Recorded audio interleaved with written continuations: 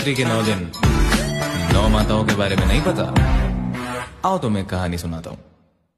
पहला रूप शैलपुत्री सती रूप अवतरित, तृतीया है ब्रह्मचारिणी शिव को जो समर्पित, चंद्रघंटा वो जिनके मस्तक पर चंद्र विराज, कुष्मांडा माँ सर्व ब्रह्मांड को खुद से उपाधि, स्कंद माता का पंचमी सर्व मोक्ष अंतया, छठवीं माँ कात्यायनी कष्ट रोग सब हरा, काल हरे काल निवारे भूत प्रेत दर कहाँ है, भय से भी मुक्त सदा हो काल रात्रि जहाँ पे, श्वेत वस्त्र महागौरी अष्टमी को विराजे, सिद्धिदात्री हो नवमी हाथ चक्र वो साजे दोनों।